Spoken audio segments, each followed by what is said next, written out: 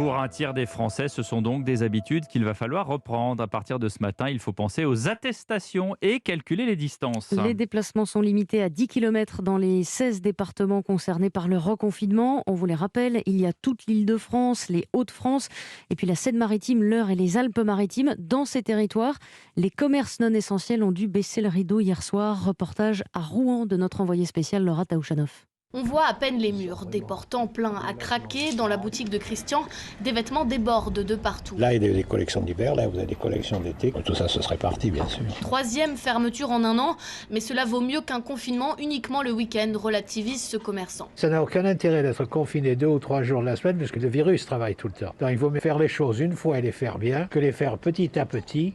Et à la fin, ça sert à rien du tout. Dans cette rue marchande, certains commencent à s'organiser pour du click and collect.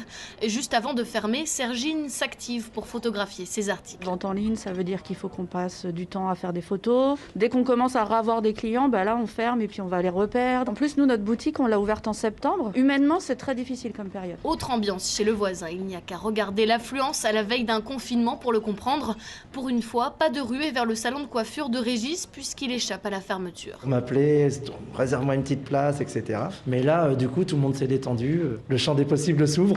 C'est merveilleux. Je vais pouvoir travailler. Essayer de rendre joli tout le monde. Les brocanteurs de Rouen, une vraie institution pour le marché, attendent avec une certaine impatience de savoir si eux aussi pourront continuer à vendre en extérieur. Sachez que le ministère de l'économie hier soir a affiné la liste des dérogations. Les libraires, les disquaires, les coiffeurs, les fleuristes, les cordonniers ou encore les chocolatiers.